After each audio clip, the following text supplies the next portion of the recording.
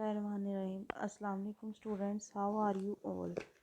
Students, welcome again to the KPS online lectures. Today we are going to have our lecture number 7, and in this lecture we will discuss the active and passive of future perfect tense. As you know, in future perfect tense we talk about the actions that will have been completed in the coming time in future. So first of all we see the structure. In active sentence, first of all we have subject, then we have helping verb, that is will have or shall have, then we have third form of verb, and then object. In passive sentence, first of all we have object, then we have will or shall have been, we will add been with will or shall have, then we have third form of verb, then by and subject in the last. First we see the simple sentence. He will have washed the dishes. The dishes is the object, so it will be in the first. The dishes will have been washed by her. We have used her as objective case of she. Then we have negative sentence. Now students, we have two helping verbs in the sentence, will have and shall have, means will have. So we will use not after the first helping verb. She will not have watered the plants. The object is the plants will not have been watered by him. He will not have watered the plants. The plants will not have been watered by him. Students, here we will use he, not she. He will not have watered the plants. The plants will not have been watered by him. Then we have interrogative sentence. Will you have flown the kite? This is simple interrogative sentence. Will you have flown the kite, because we have used the only helping verb to make it interrogative. Now the place of helping verb will not be changed. It will be in the first in passive sentence also. So will the kite have been flown by you? It will be the passive. You has not been changed.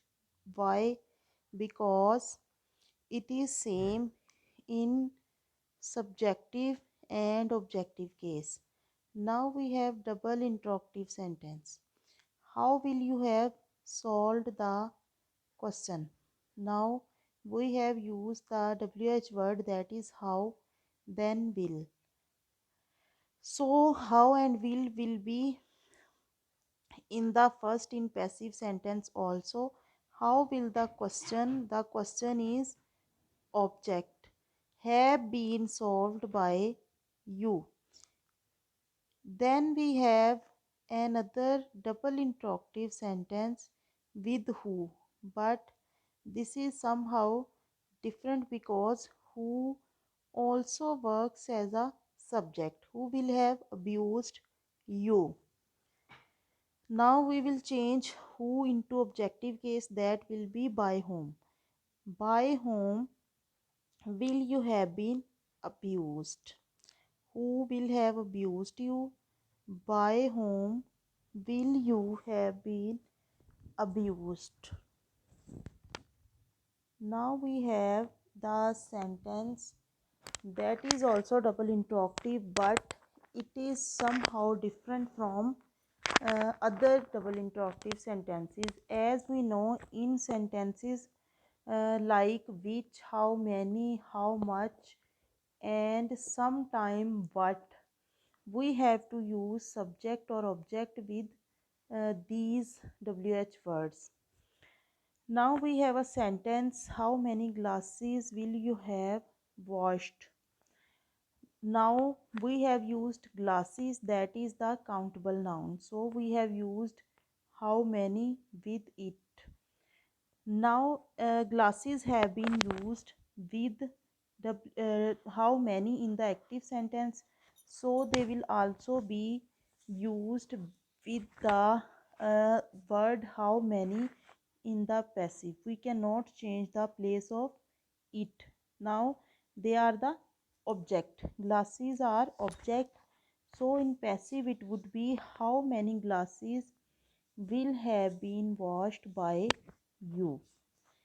Students, we have used how many glasses in the passive in the first, यानी ये active में भी first में आ रहा था और passive में भी हमने इसको स्टार्ट में ही यूज़ किया है, क्योंकि हम डब्ल्यू एच वर्ड जो है उसकी जगह को नहीं बदल सकते, इसलिए हमने इसके साथ जो ऑब्जेक्ट या सब्जेक्ट आता है इसके साथ ही वो लिखा जाता है.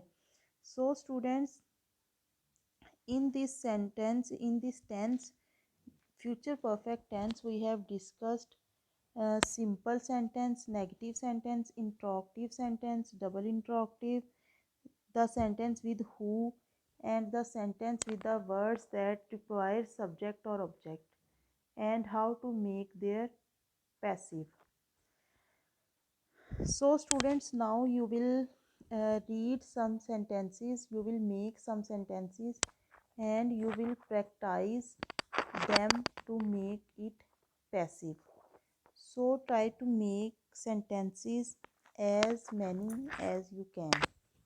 So students, this was our lecture for today. Thank you so much.